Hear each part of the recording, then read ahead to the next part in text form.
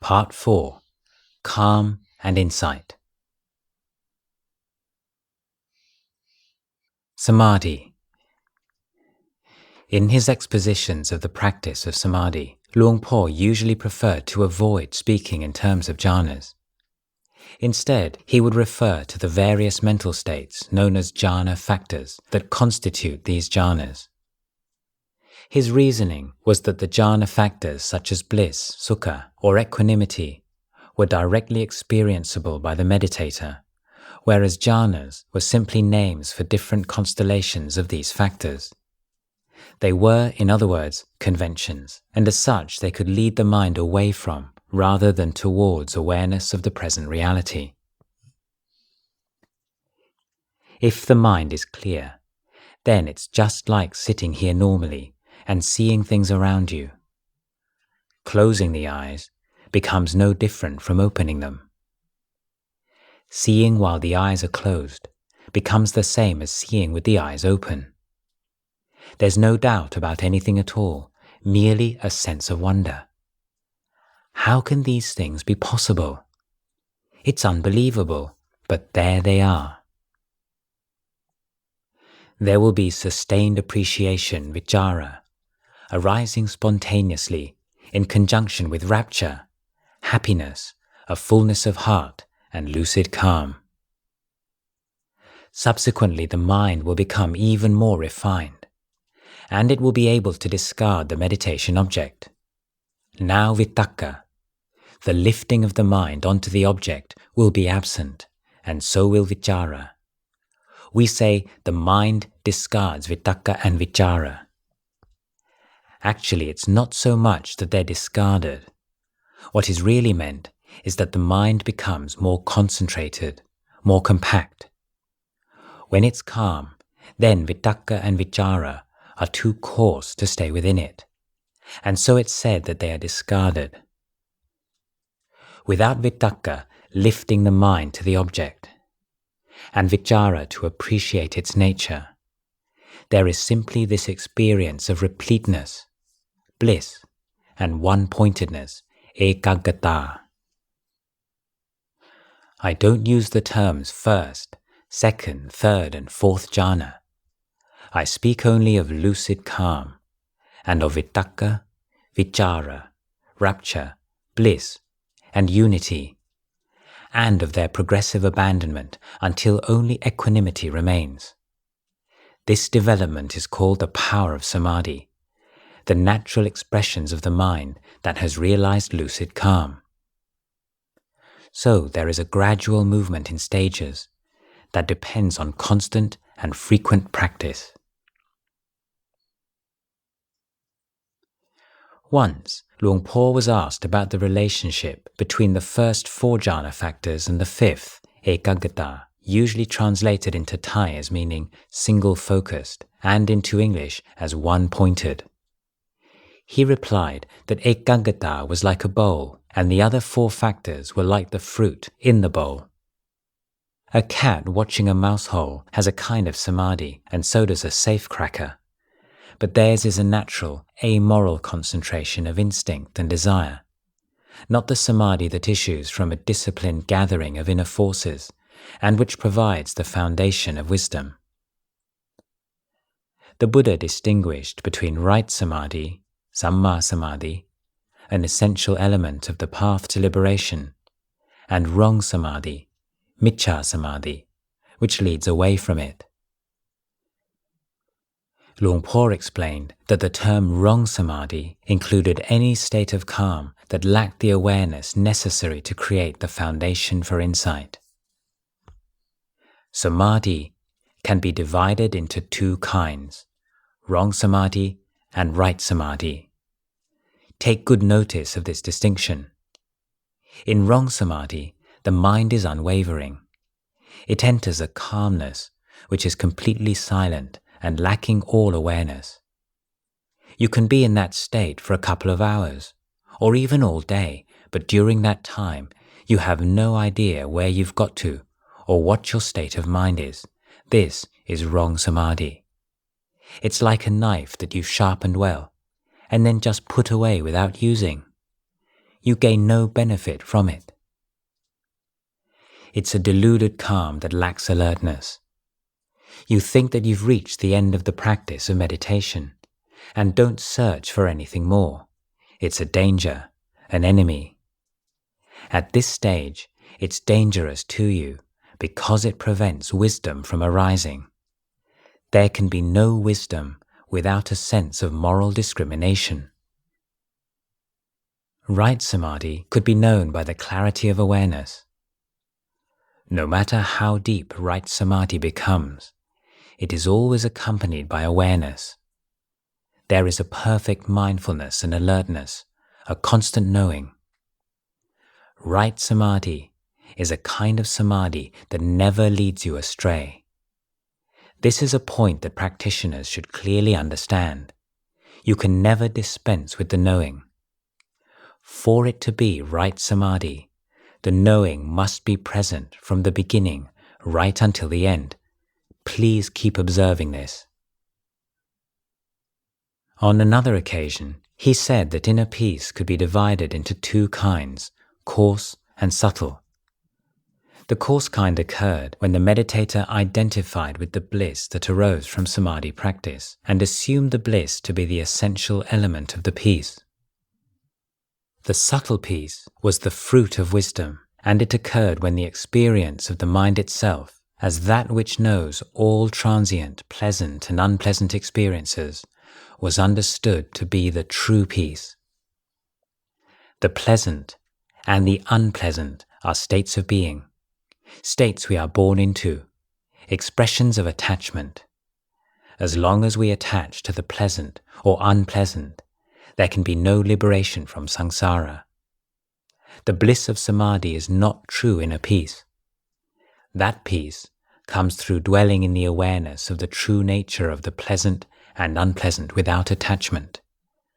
Thus, it is taught that the mind that lies beyond the pleasant, sukha, and the unpleasant, dukkha, is the true goal of Buddhism. Sometimes Luang Por made use of the commentarial division of samadhi into three levels, as these were clearly distinguishable on the basis of duration and intensity.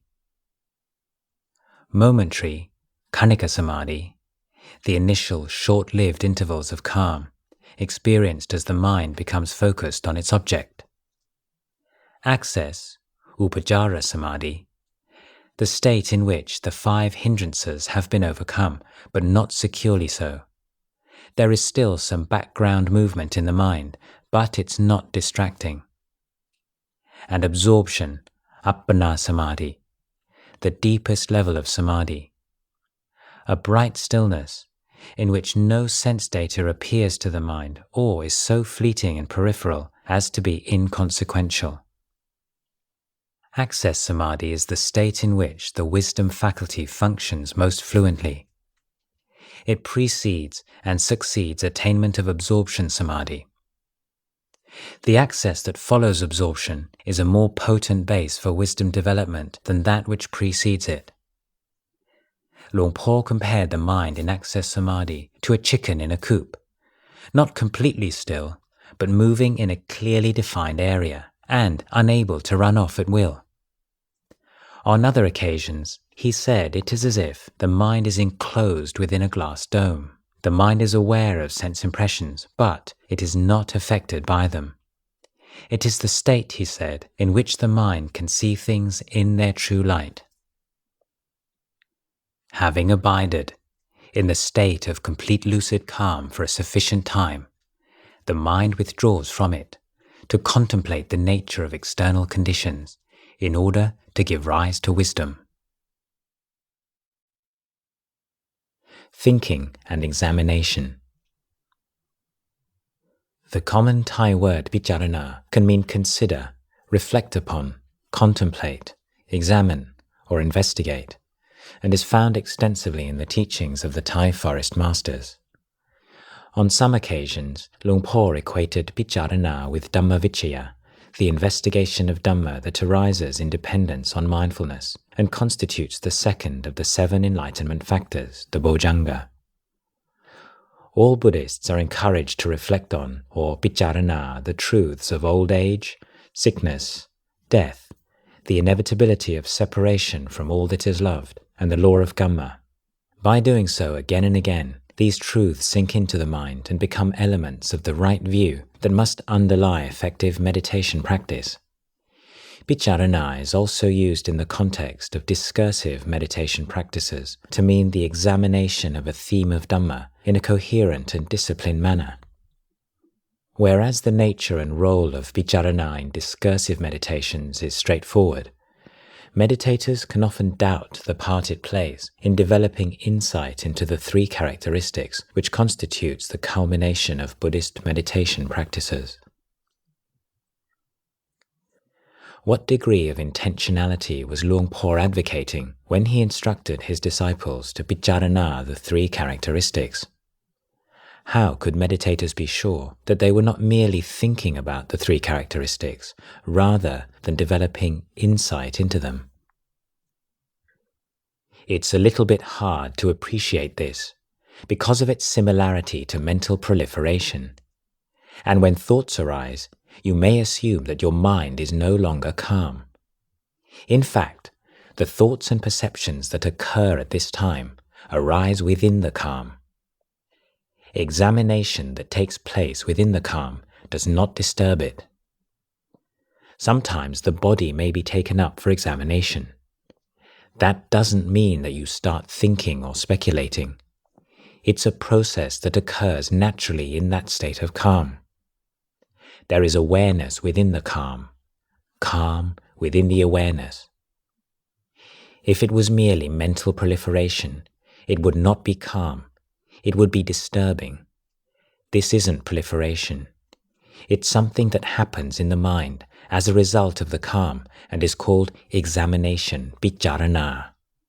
Wisdom arises right here. Luang Por clarified this point in conversation with a visiting group of American Dhamma teachers.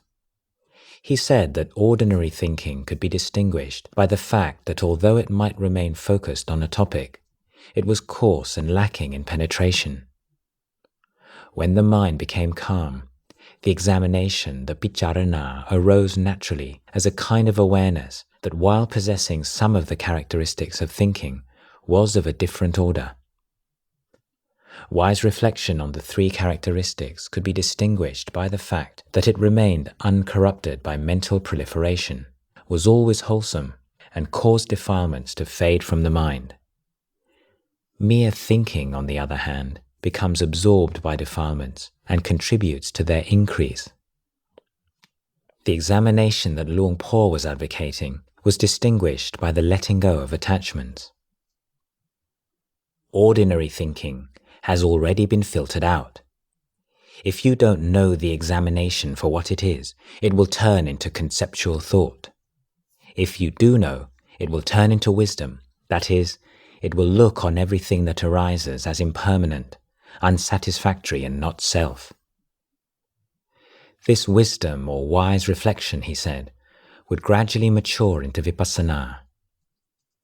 In contrast to much contemporary use of the term, Luang Por tended to use Vipassana to refer to the insight that arises from wise reflection, rather than the reflection itself. Vipassana was not, he said, something contrived, not something you did. Vipassana was the discernment of the three characteristics that arose naturally in the mind when all the necessary causes and conditions for it had been cultivated. The intensity of this clear seeing could vary from a weak insight to a comprehensive vision of the way things are. The degree of calm necessary before this investigation of the three characteristics could take place was not measurable.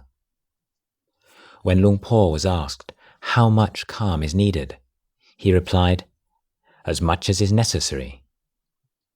In other words, meditators were to proceed by trial and error and closely observe the results of their efforts until they knew for themselves. If the contemplation degenerated into mental proliferation, then the mind was obviously not strong enough to do the work of wisdom. Meditators had different faculties. Some people found it easy to let go of thinking, but found that the very qualities that made such letting go possible also retarded the cultivation of wisdom. Others of a more reflective bent found that their mind's gift for contemplation prevented them from entering deep states of samadhi, but they were able to penetrate the truth through a close, focused attention on the conditioned nature of phenomena. To illustrate this point, Luang Por adapted two terms from the suttas, Ceto Vimutti, which means liberation of mind, and Panya Vimutti, liberation through wisdom. He applied these terms to two paths of practice, one that emphasized the power of mind, i.e. samadhi, and the other that emphasized wisdom. While wisdom liberation character types were especially sharp and perceptive, the mind liberation character types needed to take their time and go over the same ground many times before they understood. He gave an analogy. It's like two people going to look at a cloth pattern for a few minutes. One of them understands the pattern immediately and can go away and reproduce it from memory. This is liberation through wisdom. The other person, the mind liberation character, has to sit and ponder on the details of the pattern and go back for further checks. With mind liberation, you have to work with the mind a fair amount. You have to develop quite a lot of samadhi. The first person doesn't need to do all that. He looks at the design, understands the principle, and then goes off and draws it himself. He has no doubts. Both paths reach the goal, but they have different features. Liberation through wisdom is always accompanied by mindfulness and alertness. When anything emerges in the mind, then it knows. It knows and then lets go with ease. The mind liberation person can't see things as they emerge in that way. He has to investigate them, which is also a valid path. Know your own character. In the first case, some people may not realize that there is samadhi present. You walk along observing, and samadhi, meaning firm stability of mind, is inherently present. For someone with wisdom, it's not difficult. He just develops enough samadhi to create a foundation. It's like students reaching grade 12 at school. Now they can choose which subject they want to specialize in. Whoever wants to go on to study agriculture does that, and so on. It's the point of separation. Samadhi is the same. It reaches its destination in the same way. The work of wisdom. If the mind was able to enter access samadhi, but consistently refused to go deeper, then the investigation of phenomena could begin. The theme that Luang Por would usually suggest to investigate at this point was the 32 parts of the body, or else the first 5, head hair, body hair, nails, teeth and skin, or whichever part suits one. In meditation, it's not necessary to visualize a lot of things. We visualize only things that will give rise to wisdom. We need to look from the top of the head right down to the soles of the feet, and from the soles of the feet up to the top of the head. What is this? How real is it? Why do people attach to it so tenaciously? Why are we so concerned about it? What's the reason? What does this body consist of? We investigate all these things until we see them in their true light as just that much. As soon as you see that, understand that, then the grasping onto things as, oh, I love this so much, or oh, I hate it so much, withdraws from the mind. Some meditators would find that the investigation of the body, or the arising and passing away of sense data, would give rise to a rapture that would push the mind over the edge into a state of lucid calm. The mind would then alternate between resting and recharging its powers in the lucid calm and doing the work of wisdom. A common anxiety was that with the development of deep samadhi, the bliss and sense of completeness that would ensue would be too absorbing to abandon in order to investigate the three characteristics. Luang Por's answer was that it was indeed a genuine danger for meditators with wrong view or who developed samadhi in an imbalanced way. However, when the time was ripe, and with the meditator's emphasis placed firmly on mindfulness and alertness, samadhi, if correctly developed, would turn naturally to the work of wisdom. Look after what you've already developed and intensify your mindfulness. If you give more importance to mindfulness than to anything else, then you won't go wrong. It's the correct way to put forth effort. If your mindfulness is still not fully matured, you must try to increase it, so that you have the measure of everything that occurs in your mind. Knowledge will arise whenever mindfulness becomes clear and bright, because wisdom depends on this ability to be aware of everything that passes through your mind. So that's it. If you have mindfulness, it will give birth to wisdom, and you will clearly see and understand.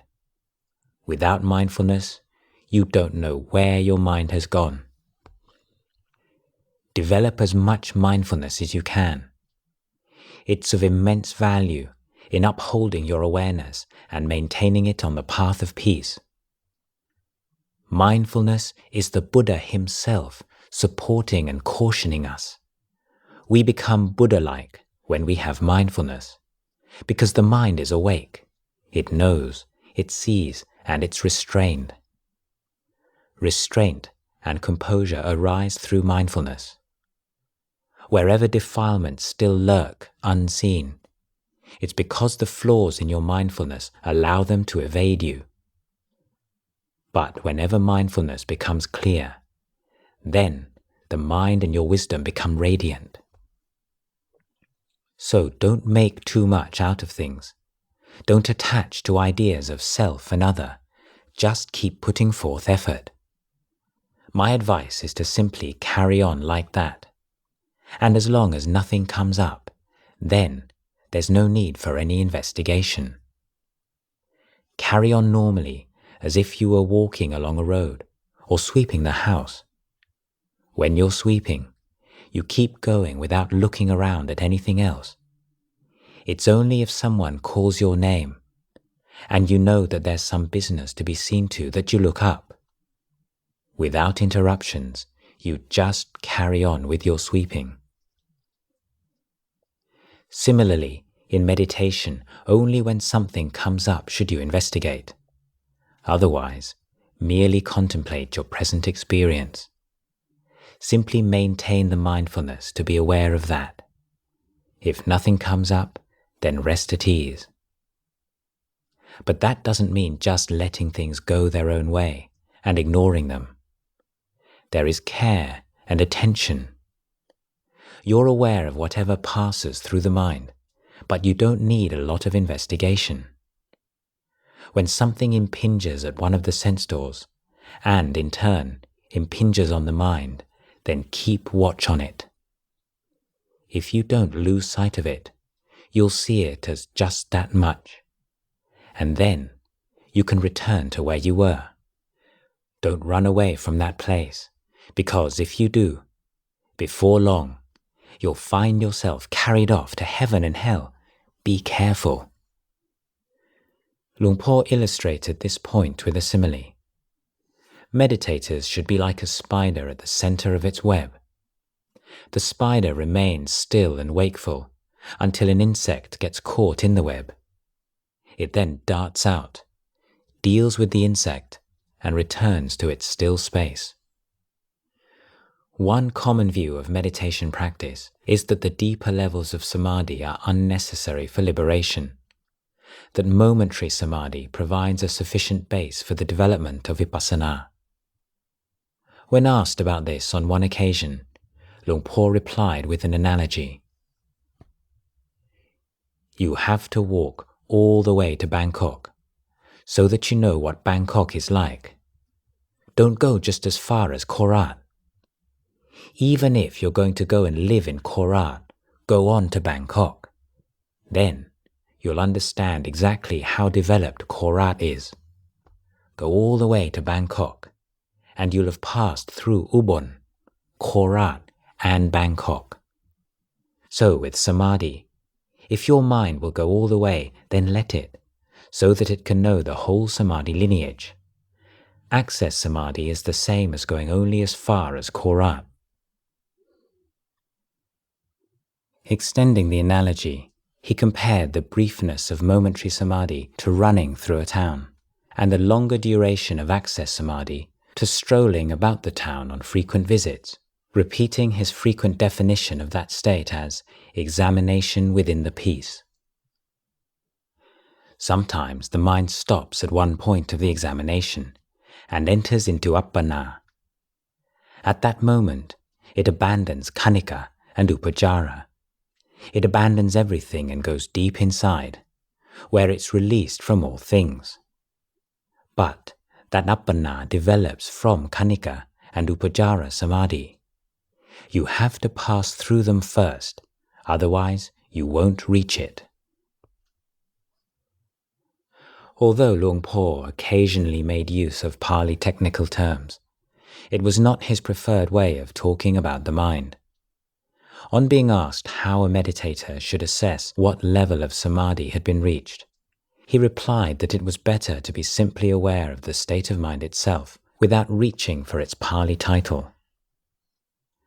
Whatever level it is, the clear awareness that your mind is in a state of lucid calm will suffice. Clearly see that the mind has truly stopped. Are you confident that the mind is pure and bright? You have to be your own guarantor of that. With such an awareness, you don't have to worry about whether it's appana or kanika or whatever. Don't bother with all of that, it's a waste of time. It's better to simply look at your mind and the truth of what you see. Samatha and Vipassana. In the Theravada tradition, most of the discourse concerning the two chief aspects of Buddhist meditation practice, the calming of the mind and the cultivation of wisdom, has revolved around the terms Samatha and Vipassana. Samatha means tranquility, serenity, lucid calm. Vipassana literally means clear seeing and refers to insight into the three characteristics of existence. Although the Buddha himself did not use these terms with any great frequency, they gained much prominence in the centuries following his death. Their meaning expanded to include not only the states themselves, but also the practices directly aimed at cultivating them. Focusing on a mantra, for example, came to be called a samatha practice, whereas investigating the impermanent nature of feelings, a vipassana practice.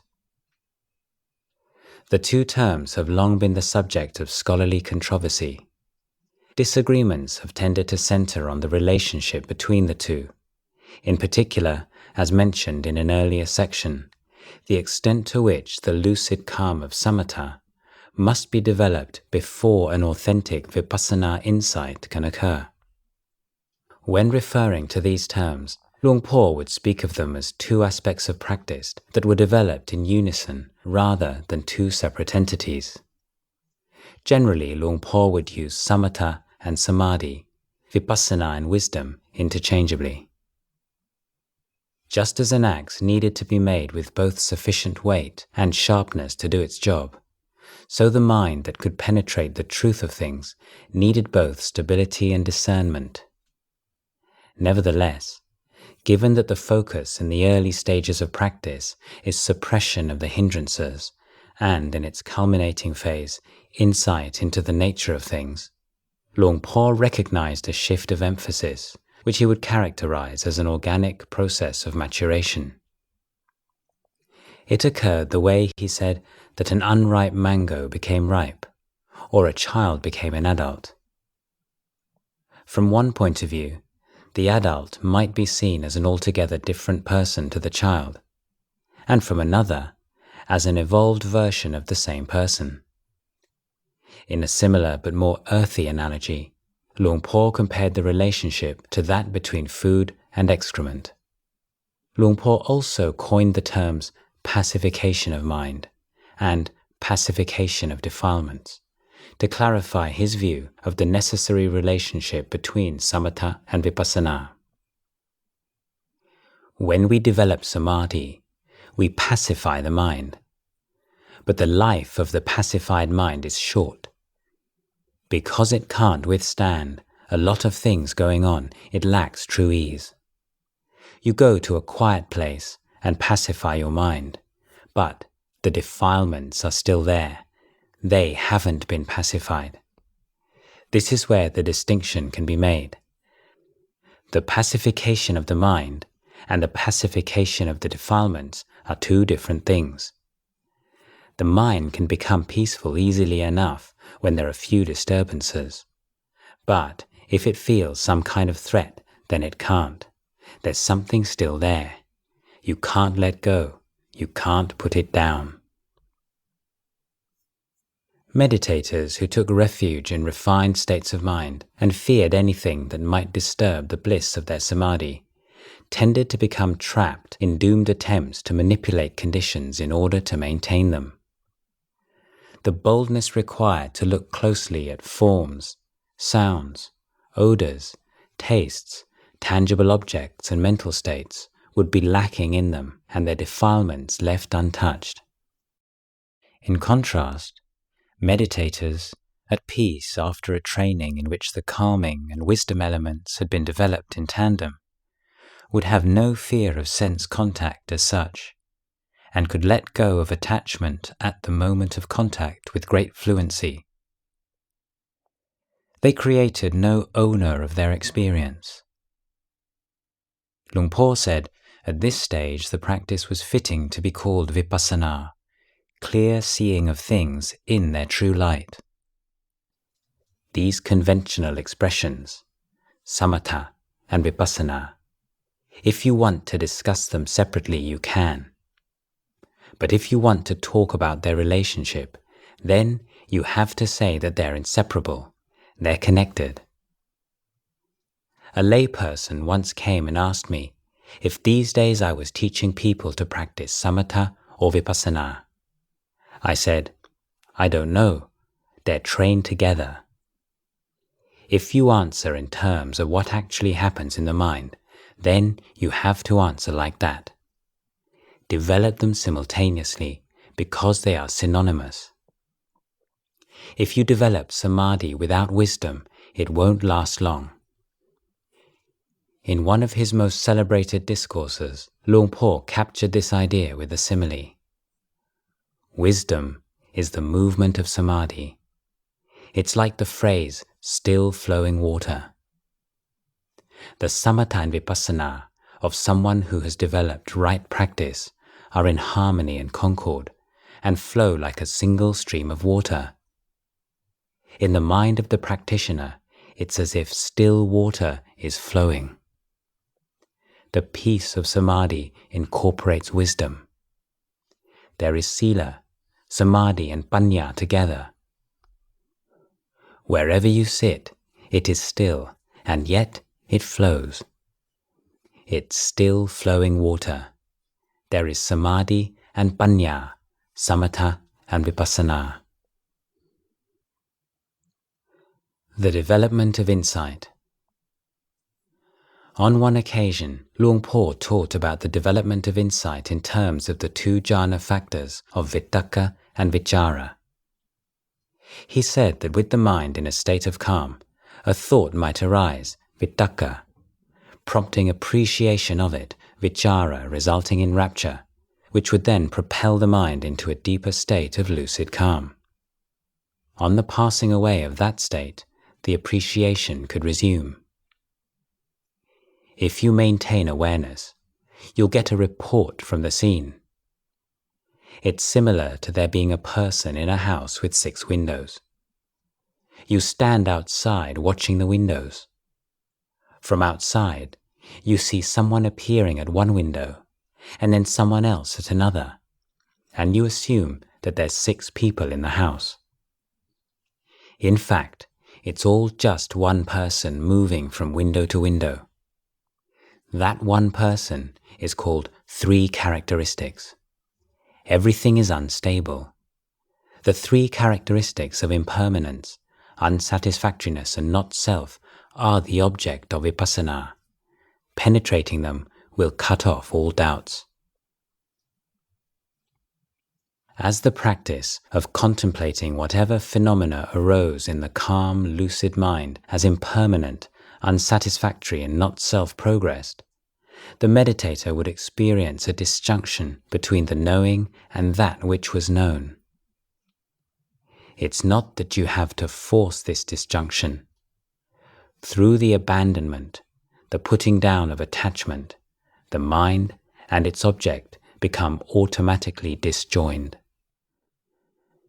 At this stage, Luang Por said that the distinction between the mind and its present object was like that between water and oil. The separation allowed for a constant examination of phenomena. If you take your mind to this point, wherever you go, the mind will be analyzing. This is the enlightenment factor called investigation of Dhamma. It rolls along by itself. And you talk with yourself. You resolve and release the feelings, perceptions, mental formations, and consciousness that arise. Nothing can get close to the mind. It has its work to do. This happens naturally. It's not something that you can contrive. He said that it was at this stage that the Buddha's teachings on the foundations of mindfulness became clear. When the membrane connecting the knowing from the known had been cut, then the meditator saw the body in the body, feelings in feelings, states of mind in states of mind, and wholesome and unwholesome Dhammas in wholesome and unwholesome Dhammas. In other words, they were seen clearly for what they were, without superimposing upon them an independent, self-existent owner. Attainments. At a certain stage in meditation practice, the defilements of insight, the vipassanupa kilesa, may arise. This list of 10 states first appears in the Patisambhida Magga. It consists of illumination, knowledge, rapture, tranquility, bliss, resolution, exertion, assurance, equanimity, and decisiveness. Here, unenlightened meditators come to mistakenly believe that intensely positive mental states, such as illumination and bliss, are indications of enlightenment. You attach to the goodness that arises in your practice. You attach to the purity. You attach to the knowledge. This is called vipassanu. This word vipassanu was Luang Por's own coinage. It was intended for rhetorical purposes to form a pair with vipassana. Through the practice of meditation, defilements can be so effectively suppressed that they may seem to have been completely eradicated. As a result, meditators can develop an unshakable self-confidence in their perceptions. If the teacher refuses to accept the validity of their assumed enlightenment, they interpret it as either a sad misjudgment on the teacher's part, or else as jealousy. Strong measures may be needed in such cases, and a short, sharp shock is usually the recommended cure. In the commentaries, there are stories of awakened monks disabusing others of their delusions by mentally projecting hologram-like moving images of elephants in rut or alluring women in front of them. Caught by surprise, the monk, who had believed himself to have transcended lust and fear of death, is suddenly made painfully aware that the defilements have only been driven underground and are still lying latent in his mind. Luang Por would tell the story of Luang Por Pao, who replied to a nun's declaration that she had become a stream enterer with a curt, A bit better than a dog. In Thailand, comparing a human being to a dog is considered extremely offensive. The shock and anger that arose in the Mechi when spoken to in this unexpected way immediately punctured her conceit. Luang Por once used the same method with a similar result when a Mechi at Wat Pa Pong mistakenly believed that she had attained a stage of enlightenment. He listened silently to her claim, and then, with his face a stern mask, said coldly, "Liar." It was one of the subjects on which Luang Por could be fierce. Don't ever allow yourself to get puffed up. Whatever you become, don't make anything of it. If you become a stream enterer, then leave it at that. If you become an arahant, then leave it at that. Live simply. Keep performing beneficial deeds, and wherever you are, you'll be able to live a normal life. There's no need to go boasting to anybody that you've attained this or become that. Beyond the monkey. One sign that the practice was on the right path was the feeling of sober sadness that arose through constant contemplation of the three characteristics which evolves into nibbida, or disenchantment. An illumination takes place, and then disenchantment sets in. Disenchantment with this body and mind. Disenchantment with things that arise and pass away and are unstable. You feel it wherever you are. When the mind is disenchanted, its sole interest is in finding the way out of all those things. It sees the suffering inherent in the world, the suffering inherent in life. When the mind has entered this state, then, wherever you sit, there's nothing but impermanence, unsatisfactoriness, and not self. There's nowhere to take hold of any more. If you sit at the foot of a tree, you hear a discourse from the Buddha. If you go to a mountain, you hear a discourse from the Buddha. You see all trees as just one tree. You see all creatures as of one species. You see that nothing deviates from this truth, that all things come into existence, become established, begin to change, and then cease.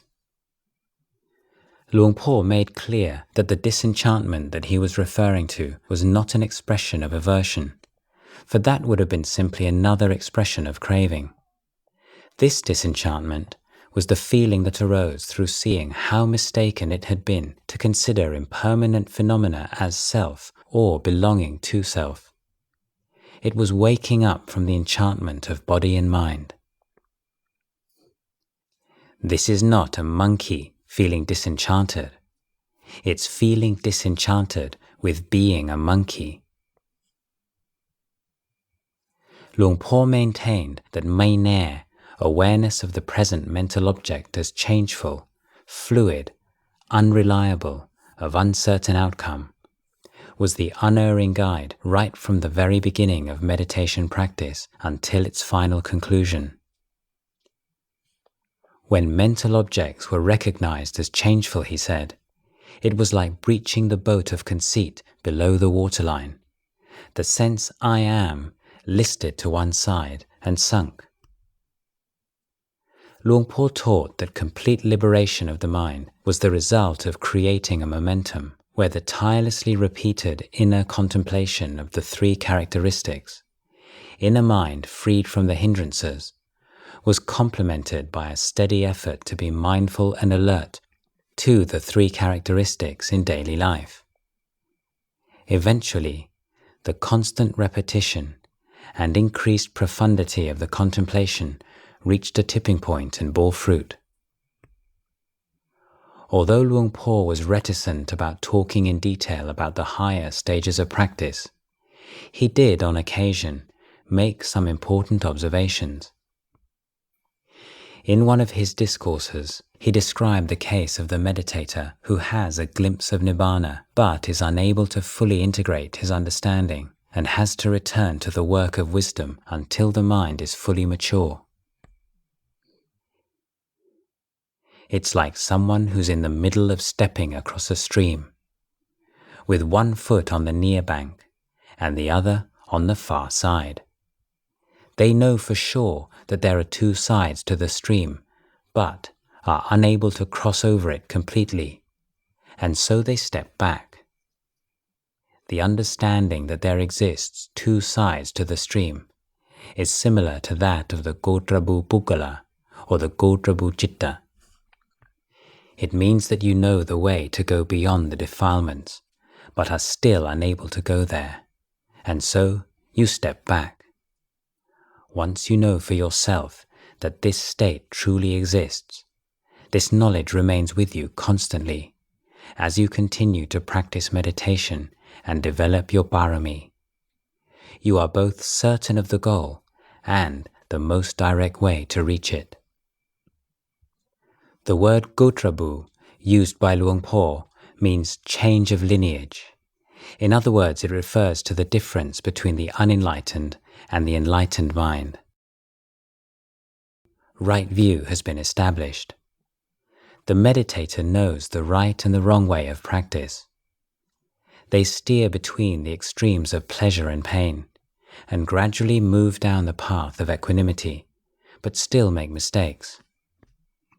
They know that treading on thorns is painful, but they still can't always avoid doing so. But through constantly laying aside the tendency to attach to all that is pleasant and unpleasant in the world of experience, insight deepens until finally they become a knower of the worlds. When the mind has completely seen through personality view, all doubts and attachments to precepts and practices disappear, and now the mind of the practitioner is in the world but not of it. Luang Por made a comparison with the natural separation of oil and paint in a bottle. You are living in the world and following the conventions of the world, but without attaching to them. When you have to go somewhere, you say you are going. When you're coming, you say you are coming. Whatever you're doing, you use the conventions and language of the world, but it's like the two liquids in the bottle. They're in the same bottle, but don't mix together. You live in the world, but at the same time, you remain separate from it. The mind doesn't create things around sense contact. Once contact has occurred, you automatically let go. The mind discards the experience. This means that if you're attracted to something, you experience the attraction in the mind, but don't attach or hold on fast to it. If you have a reaction of aversion, there is simply the experience of aversion arising in the mind and nothing more. There isn't any sense of self arising that attaches and gives meaning and importance to the aversion. In other words, the mind knows how to let go. It knows how to set things aside. Why is it able to let go and put things down? Because the presence of insight means you can clearly see the harmful results that come from attaching to all those mental states. When you see forms, the mind remains undisturbed. When you hear sounds, it remains undisturbed. The mind neither takes a position for or against any sense objects experienced. This is the same for all sense contact, whether it be through the eyes, ears, nose, tongue, body, or mind. Whatever thoughts arise in the mind can't disturb you. You are able to let go. You may perceive something as desirable, but you don't attach to that perception or give it any special importance. It simply becomes a condition of mind to be observed without attachment. This is what the Buddha described as experiencing sense objects as just that much. The sense bases are still functioning and experiencing sense objects, but without the process of attachment stimulating movements to and fro in the mind. Having gained such clear and penetrating insight means it is sustained at all times, whether you are sitting meditation with your eyes closed, or even if you're doing something with your eyes open. Whatever situation you find yourself in, be it in formal meditation or not, the clarity of insight remains. When you have unwavering mindfulness of the mind within the mind, you don't forget yourself, whether standing, walking, sitting or lying down. The awareness within makes it impossible to lose mindfulness. It's a state of awareness that prevents you forgetting yourself. Mindfulness has become so strong that it's self-sustaining, to the point where it becomes the natural state of the mind. These are the results of training and cultivating the mind, and it's here where you go beyond doubt. Luang Por said that realizing that the constant arising and passing away of all phenomena in accordance with causes and conditions is a fixed, invariable truth, is to find the only kind of permanence that exists. Realizing this truth of an unchanging changefulness is, he said, the end of the path that needs to be followed. In terms of the Four Noble Truths, the framework for all of Luang Por's practice and teaching, by bringing the 8 factors of the Noble Path to maturity, suffering is comprehended. And with the factors sustaining suffering abandoned, suffering ceases. Luang Por said, "It's as if an arrow has been pulled out of your heart."